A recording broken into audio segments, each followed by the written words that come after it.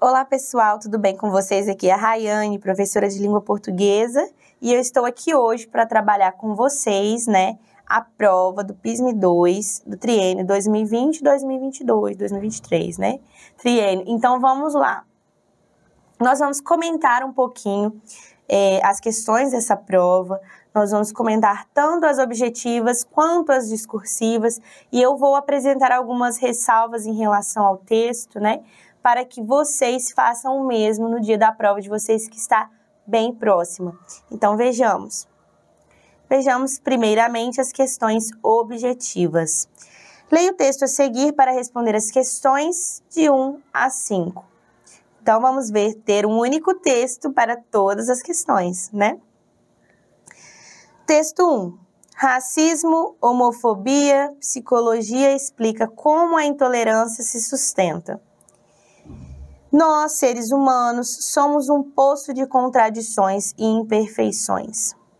Por mais que a gente se esforce para ampliar a visão de mundo que nos foi contada, não é raro que pensamentos mesquinhos ou invejosos venham nos visitar.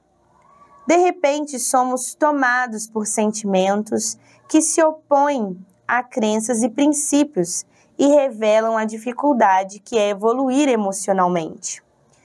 Quem nunca culpou o outro, mesmo que mentalmente, pelo nosso país nunca dar certo?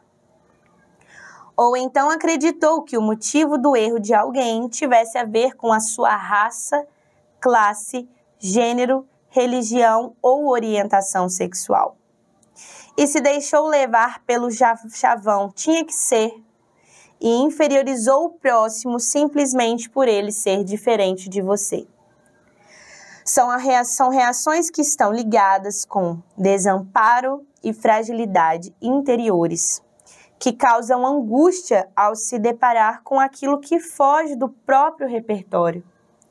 Ao culpar ou inferiorizar o outro, de certa forma, alivia o incômodo que sinto por ele não se enquadrar aos sistemas de rótulos aos quais estou acostumado.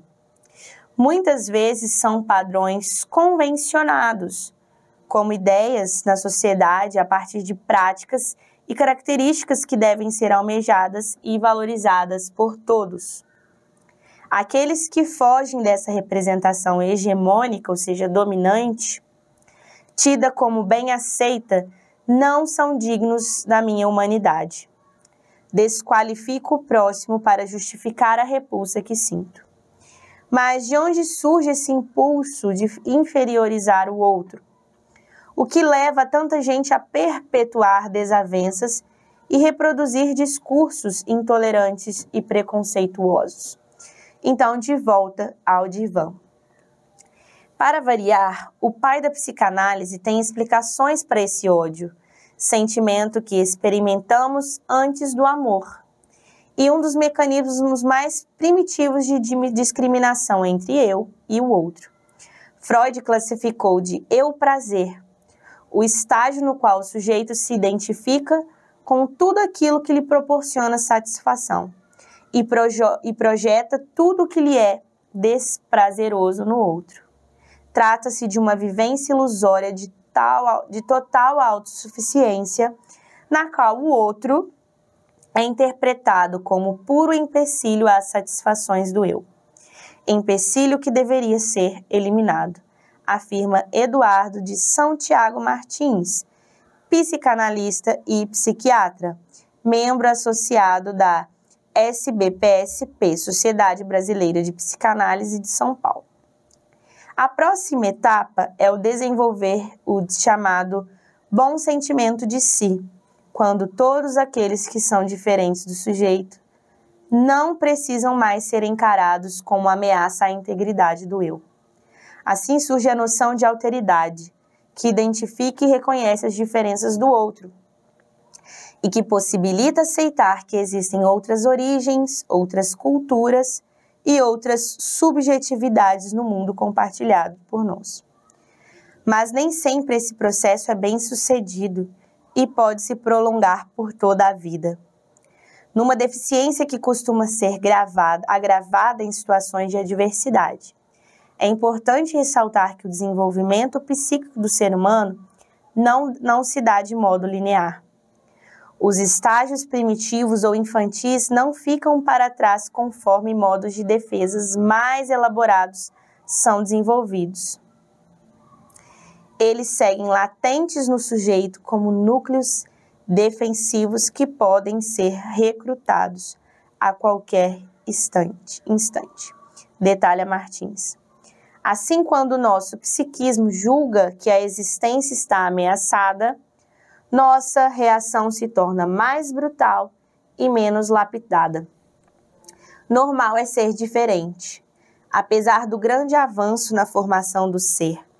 Quando há o entendimento de que existem diferenças de identidade e que não se pode ditar todas as regras do mundo, essas experiências de alteridade e coletividade são complexas e exigem muito trabalho psíquico aos indivíduos. Nada mais cômodo do que fechar os olhos para as renúncias que temos que fazer diariamente e sonhar com uma realidade onde as únicas regras existentes são as que nos favorecem. Então, eu acredito que nesse estágio vocês podem acabar se perdendo. É um texto muito longo, com muitas informações, é um texto que traz subjetividades, então vocês têm que ler com bastante calma. Aqueles que têm o hábito de grifar, grifem as principais informações contidas em cada parágrafo, para que vocês tenham mais facilidade. E ao chegar ao final, vocês não tenham se distraído, né? E já, às vezes a gente começa a ler, começa a pensar em outras coisas. Então, é foco total na hora de ler o texto, para evitar problemas na interpretação. A solução? Projetar os defeitos e as nocividades no próximo. Criar narrativas para estigmatizar certos grupos e beneficiar outros. Estabelecer marcas de desqualificação para legitimar atos de dominação social e política, como a invasão e tomada de territórios, e a escravização e genocídio de populações. Estabelecer estruturas de poder e superioridade que limitam direitos e mantêm privilégios. Ao longo da modernidade, a construção do outro enquanto diferente não teve como base a aceitação e a troca de experiências. Plurais e diversas, mas surgiu a partir da imposição de marcadores que delimitavam uma única via a ser seguida, a da normalidade. E tudo aquilo que estivesse fora dessa convenção, moldada pela moral e pelos bons costumes, seriam os algozes, culpados e causadores da desordem e do caos social. Por isso, estamos acostumados a atribuir a alguns corpos performances sociais marginalizadas, como a promiscuidade, criminalidade, baixa intelectualidade, naturalizando o lugar da diferença, e também a discriminação e as desigualdades sociais e raciais. Destaca a psicóloga Veridiana Machado, professora na Escola Baiana de Medicina e Saúde Pública e coordenadora nacional da ANPSI-NEP, que é a Articulação Nacional de Psicólogos Negros e Pesquisadores. A docente reforça que até hoje várias ações e discursos são fundamentados em demarcadores étnicos, culturais, sociais e de gênero, e ainda são vastamente reproduzidos para exaltar o nacionalismo e a supremacia hétero-branca masculina. São marcadores de controle usados para subalternizar e desumanizar aqueles que escapam de seus espelhamentos. Bode expiatório. Dessa forma, a reação mais comum é a de intolerância com os diferentes e de gratificação ao estar entre os iguais. De uma maneira simples de não assumir e nem confrontar as minhas limitações e o receio do próprio eu, em adentrar por regiões desconhecidas que podem amedrontar. Outra saída bastante comum e que vem sendo empregada há séculos é o chamado bode expiatório. Funciona como a escolha de alguém ou de um povo para carregar todo o mal que precisamos extirpar, de modo a não sermos atacados. Esse comportamento mágico, nocivo por si, infelizmente tende a ser manipulado por figuras que exercem poder e influenciam seguidores, aparentemente racionais em suas alegações, mas basicamente movidos por emoções muito primitivas e exacerbação de ódios. Por isso que o preconceito racial, de gênero, religioso e qualquer outro necessita ser combatido com uma ignorância e despreparo da possibilidade de conviver. Enaltece a psicóloga Liviano Waba, analista junguiana e professora da PUC. Usualmente, a adesão a essas ideias superficiais e estereotipadas que não resistem a argumentos ocorre por meio de uma identificação afetiva, na qual a tonalidade é ódio e o outro é o meu maior problema. O bode expiatório é o culpado pelo caos da cidade, pelo desemprego elevado, pelas dificuldades econômicas e até pela falta de perspectiva dos dias atuais. Curiosamente, é durante períodos de escassez de recursos e crise financeira que despontam supostas lideranças dispostas a resolver todos os males, inclusive a corrupção, não por meio de propostas, mas sim pela eliminação daqueles que são culpados pela desgraça do país ou do mundo. O psicólogo Fernando Gastal de Castro, professor associado do Instituto de Psicologia da UFRJ, Universidade Federal do Rio, acrescenta que é um discurso muito antigo na nossa sociedade e retorna de tempos em tempos, principalmente em momentos de anomia social, de crise das instituições e das relações sociais. Quando crescem as vulnerabilidades e a desesperança, a identificação do outro como a razão dos meus tormentos ganha força pelo afeto do ódio. A dificuldade da nossa e de outras nações é justamente criar um modelo social em que caiba todo mundo, onde todos possam dizer minha sociedade. Para Freud, essa necessidade de ter o outro como inimigo faz parte do chamado narcisismo da pequena diferença, no qual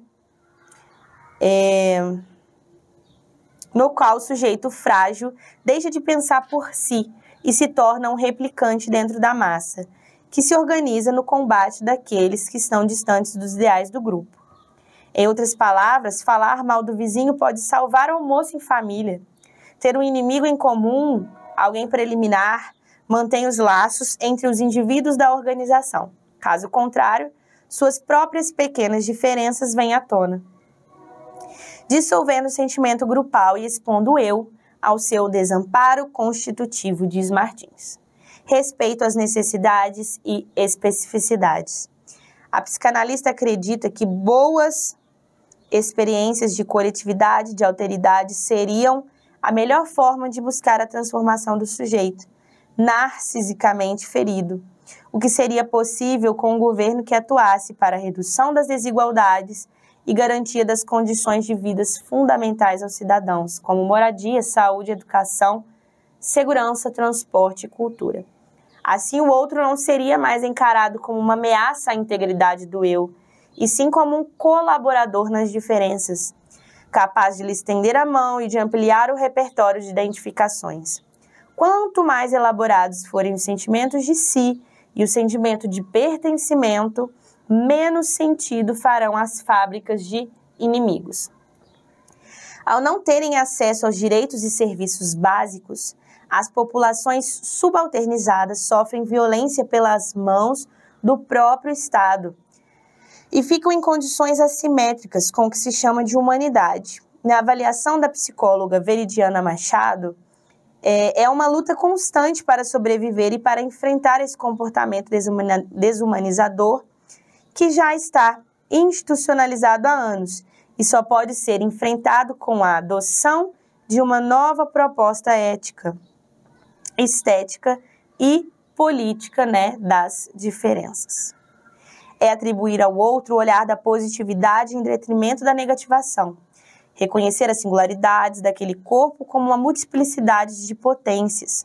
Abrir mão da competitividade da anulação para a coexistência e cooperação, adotando uma postura antitotalitária de respeito ao próximo e às diversidades. Conviver e conhecer o outro é uma das possibilidades de romper com o silenciamento histórico de muitos povos.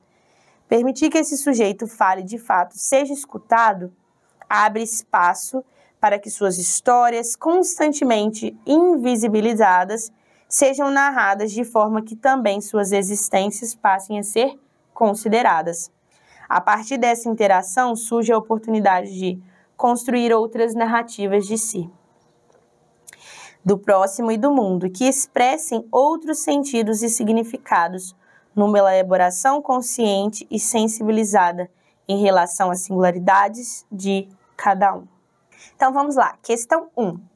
O texto 1 é do gênero reportagem. Então aí o PISM já sendo uma mãe para vocês, já está dizendo a qual gênero o texto pertence. Com isso vocês podem resgatar as características do gênero textual reportagem, né, que é o conhecimento contextual, que vai além do texto, para responder as questões aqui.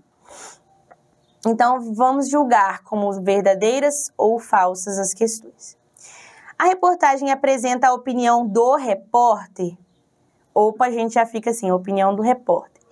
Sendo que todas as partes que a gente leu, em que a gente constatava uma opinião, a gente tinha autores. Como diz fulana, como diz a professora da PUC, como diz a professora da UFRJ. Então, todas as partes do texto em que havia uma expressão de opinião, né, ou seja, uma resolução dos problemas, a gente via que estava nas palavras de outras pessoas, né?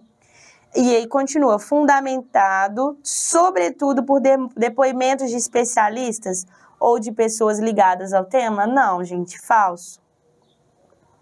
Então, o repórter, basicamente, ele pega o tema e ele faz um compilado, né, de informações coletadas a partir de outras pessoas que elaboraram essas questões.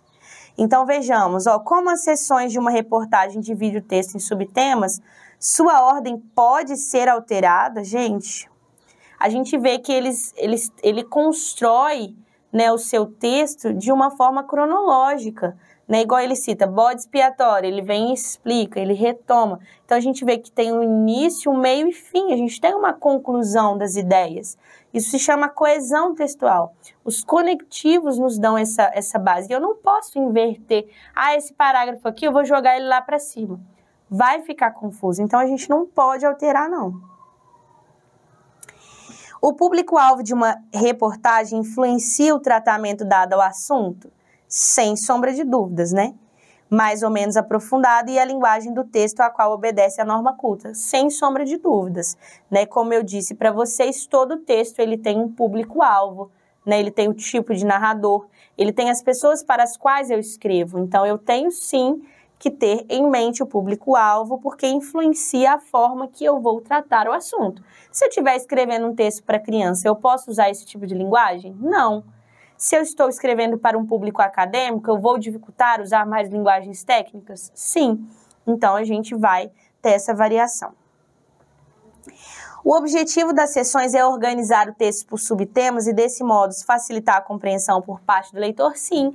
A gente subdivide, né, para ficar mais fácil a compreensão. Esse é o objetivo, para não ficar aquele texto, né, denso, sem as divisões. Então, peraí, agora eu mudei de tópico, vou trabalhar esse tópico e a gente vai dividindo em subtemas. Então, verdade.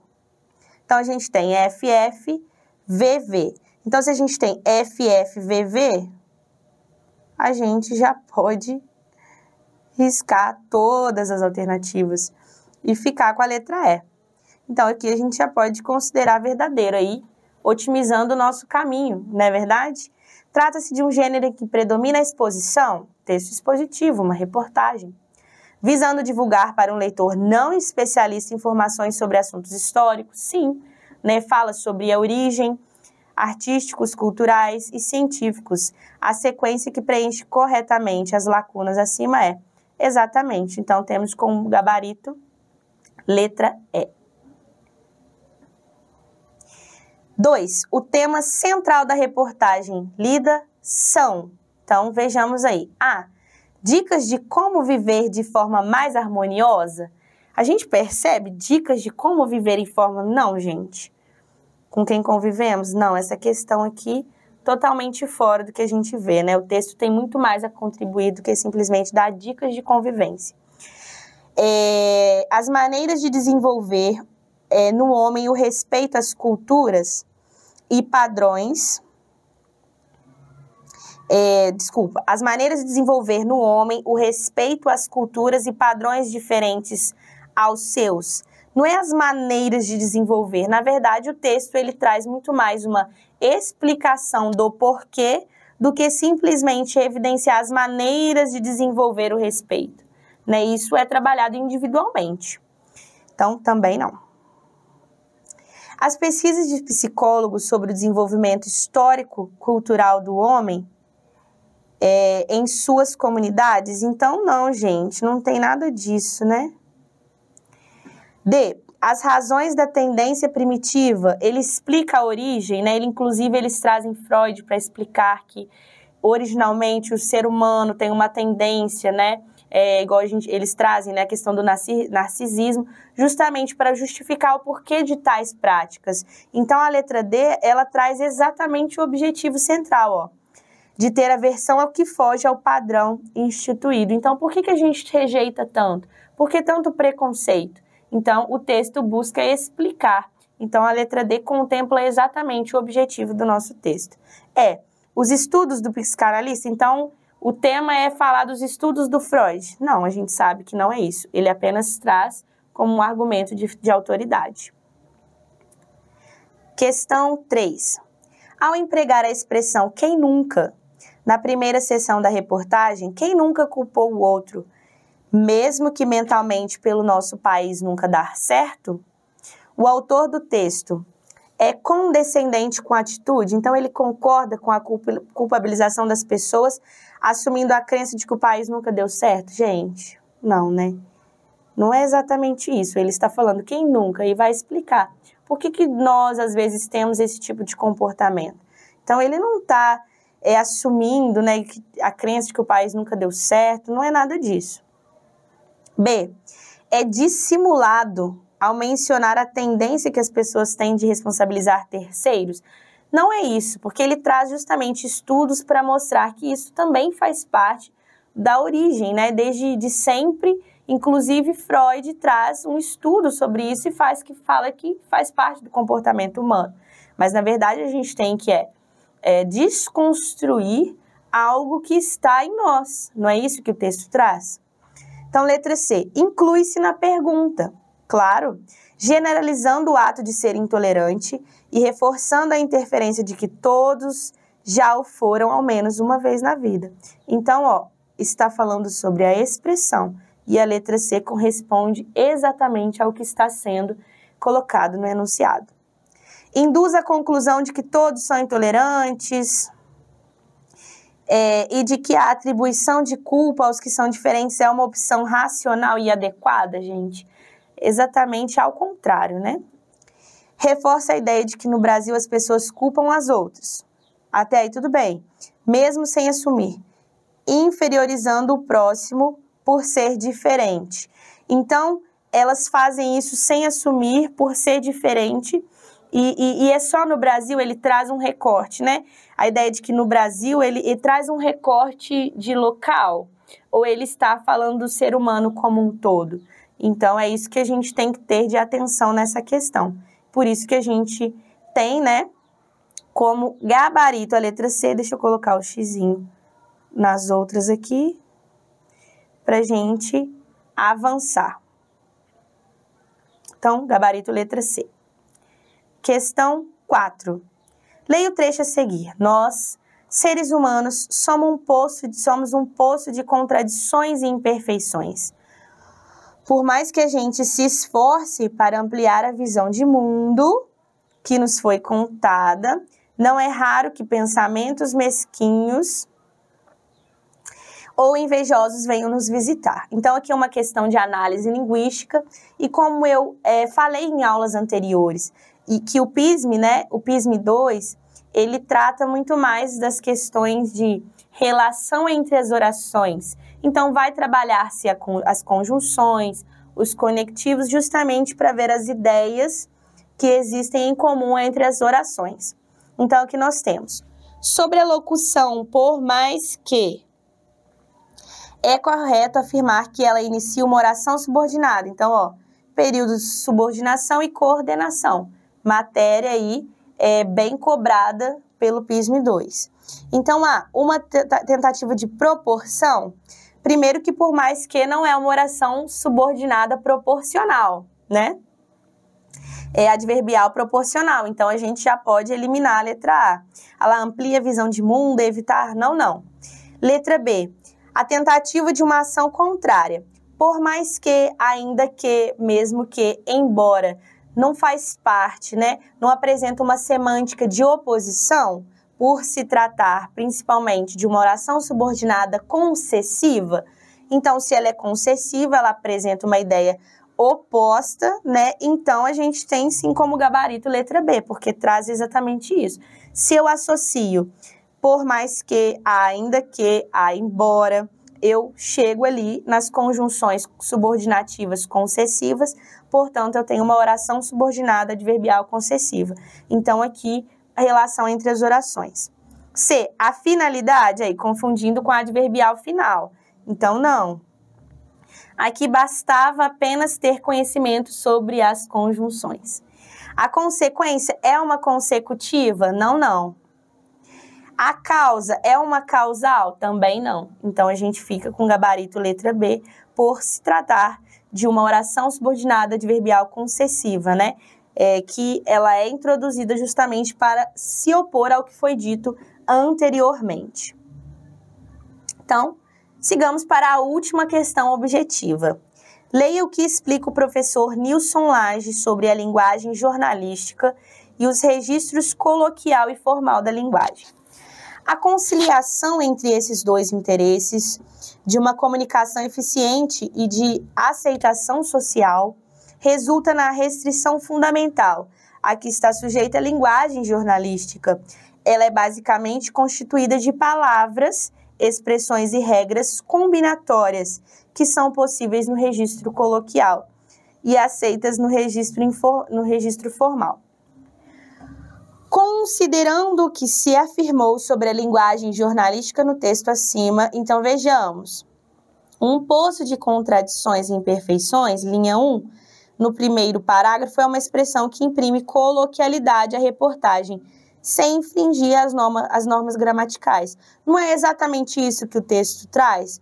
De uma comunicação eficiente, de aceitação social, que é possível fazer essa combinação sem que afete o registro formal? Então, a letra A basicamente resume o que a gente acaba de ler, e por isso ela já é de cara o nosso gabarito. Uma locução, a locução para variar, no sexto parágrafo, indica uma ironia, dificultando a compreensão do leitor e rompendo com o equilíbrio entre os registros? Não, gente. A gente acabou de falar que não rompe o equilíbrio, né? Ao fazer uso da primeira pessoa do singular, a autora se aproxima do registro coloquial, desobedecendo as regras do registro formal, já que se trata de uma reportagem? A gente viu aqui que não, porque você tem que ter o conhecimento sobre o gênero e também interpretar o que estava exposto aqui no nosso quadrinho. E está dizendo que esse jogo de interesse é justamente para aproximar o leitor, né, do texto, aproximar o leitor ali do que a autora se propõe a discutir. O uso da primeira pessoa do plural, né, é menos adequado a uma comunicação eficiente e tem menor aceitação, tanto entre os jornalistas como entre o público. Na verdade, né, quando a gente faz o uso da primeira pessoa, seja no singular ou no plural, basicamente a gente está tentando uma aproximação com o leitor.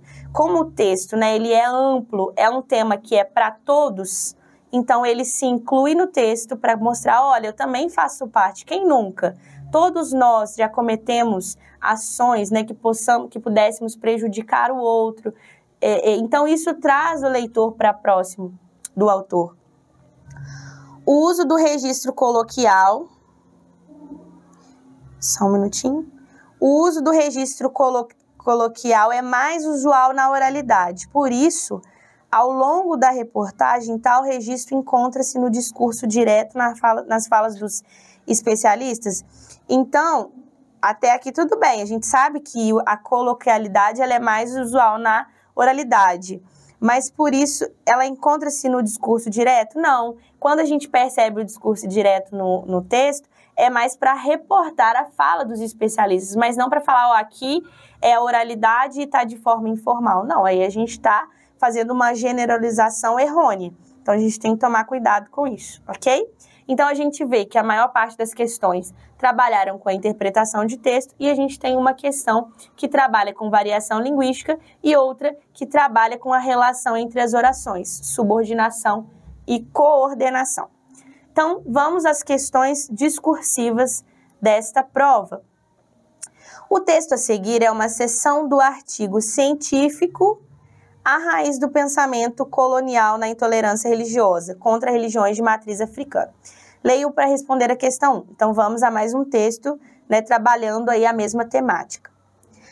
A raiz do pensamento colonial na intolerância religiosa contra religiões de matriz africana. E aí tem um recorte, né? Intolerância religiosa, discriminação ou racismo religioso. Proteger e garantir direitos a uma população vulnerabilizada envolve muitas questões. Existe uma série de lutas e embates que podem ser observados por dentro do Estado, e todas as fontes de atuação e de fundamentação teórica influenciam nesse processo. Isso significa que a discussão de como caracterizar as ações e manifestações contra os praticantes de religiões afro-brasileiras é fundamental para compreender o fenômeno e encontrar formas para avançar na solução do problema. Além disso, nos meios ativistas já existem manifestações de descontentamento com o conceito de intolerância religiosa, tornando a discussão ainda mais relevante. Intolerância religiosa. A discriminação e a intolerância religiosa são fenômenos frequentes e estatisticamente superiores a outras religiões, no caso dos praticantes de religiões de matriz africana. Recentemente, abriu-se o debate sobre como se deve numerar essa discriminação contra essas religiões, pois o termo intolerância religiosa nos meios ativistas tem parecido insuficiente para expressar o fato. Então, o texto está nos dizendo que há um preconceito sobre várias religiões, mas quando trata-se de religiões de matriz africana, o preconceito nele se torna ainda mais intensificado. E os ativistas, né, os militantes, que a gente diz militantes, ativistas, eles dizem que o termo intolerância religiosa ele já está se tornando insuficiente. E aí eles sugerem um novo termo, que é o racismo religioso, argumentando que outras religiões não cristãs não sofrem o mesmo tipo de preconceito e argumentam que esse preconceito estaria ligado à formação colonial, à divisão e valoração racial negativa, influenciando na compreensão da religião. Em uma reportagem de jornal, selecionamos a seguinte fala emblemática: "Não quero tolerância, eu quero respeito. Tolerar é uma forma de dizer que a minha religião está errada, mas dá para fingir que não. Preciso é que respeite um candomblé da mesma maneira que eu respeito todas as religiões. Já vieram na porta da minha tenda espiritual e disseram que o diabo estava aqui. Bom, eu sempre respondo duramente a esse tipo de coisa e falei que realmente o diabo estava lá porque a própria pessoa tinha trazido." Então, Folhap 2016 online. Acho que Folhap, não sei, não conheço. A partir desta fala, podemos observar que o interlocutor, em sua experiência, compreende a tolerância a partir de uma denotação mais literal, significando indulgência, condescendência, conforme o seu sentido semântico. Para Wagner Sanz, o conceito de tolerância está ligado a uma perspectiva multicultural de convivência e inclusão entre raças, etnias e culturas diferentes, já que tolerância significa convivência com comportamentos, ideias e discursos diferentes e requer pelo menos que alguns princípios de convivência sejam respeitados. Sendo assim, a não prática da tolerância, seu antônimo seria a intolerância. O relatório da Secretaria de Direitos Humanos, ao definir intolerância religiosa, diz: será considerado como intolerância e violência religiosa o conjunto de ideologias e atitudes ofensivas a diferentes crenças e religiões, podendo, em casos extremos, tornar-se uma perseguição. Entende-se intolerância religiosa como crime de ódio que fere a liberdade e a dignidade humana. A violência e a perseguição por motivo religioso são práticas de extrema gravidade e costumam ser caracterizadas pela ofensa, discriminação e até mesmo por atos que atentam à vida. Intolerância se refere a uma atitude de inflexibilidade e intransigência com relação a algo, falta de tolerância, de condescendência. O teórico Henrique Dussel, ao se debruçar sobre a categoria, propõe: denominaremos como intolerante a posição intransigente ante possíveis oponentes. Por isso, a tolerância ela é dogmática, indicando a unidade entre uma certa teoria da verdade e o poder político. O intolerante afirma possuir a verdade ou se encontra em acesso privilegiado ao que é conhecido como verdadeiro. A intolerância religiosa pode ser compreendido como uma prática definida pelo não reconhecimento da veracidade de outras religiões. Relaciona-se, então, com a incapacidade dos indivíduos em compreender crenças diferentes da sua e nos casos concretos de manifestações de intolerância no campo prático. Segundo Silva Júnior, a intolerância religiosa é uma expressão de atitudes fundadas nos preconceitos, caracterizadas pelas diferenças de credos religiosos praticados por terceiros, podendo resultar em atos de discriminação violentos dirigidos a indivíduos específicos ou em atos de perseguição religiosa, cujo alvo é a coletividade. E para encerrar, o professor Tomás Ivalienter rejeita a tolerância e a define como uma concessão engraçada e unilateral que o dominante faz ao dominado. Trata-se de uma atitude que poderia ser expressa na frase: eu te tolero, mas poderia não fazê-lo. As atitudes de intolerância, como a perspectiva de Henrique Dussel nos explica, então, estão conectadas com a teoria da verdade e o poder político. A relação dominante e dominado aqui se faz presente, pois uma atitude de tolerância só se pode promover ao sujeito com menos poder. O sujeito dominante, o hegemônico, não necessita da indulgência ou condescendência dos sujeitos subordinados hierarquicamente a ele. Então, gente, olha só, aqui é uma questão muito simples. Basicamente, vocês têm que resumir, considerando as definições dos diferentes autores citados no artigo, resuma as ideias do conceito geral de intolerância. Então, é basicamente ler o texto, que é enorme, e basicamente fazer ali uma recapitulação do que ele se diz de intolerância. E como eu sugiro? Que vocês começam pela etimologia ali, né? Ele diz que intolerância é o oposto de tolerância. Então, aquele que não tolera, aquele que não aceita, né, o outro, que não respeita o outro, né, como diz, falta de condescendência. Então, basicamente, nessa questão, é só vocês lerem o texto e escrever com as palavras de vocês. Para ficar mais bonito ainda, vocês podem falar de acordo com o autor, de acordo com a autora, fazer uma referenciação, né, para mostrar, olha, eu sei o que é intolerância, mas eu não estou tirando só propriamente baseada na minha opinião, eu estou me baseando no texto. O texto não está ali por nada. Por que vocês acham que eles colocam um texto com mais de uma página para responder a questão 1? É porque ele vai ser base para a resposta. Então, vocês podem retomar elementos do texto sem copiar. Se for colocar como referência, usem aspas ou digam com outras palavras e citem de acordo com o autor tal, né? E aí a resposta vai ficar bem completa.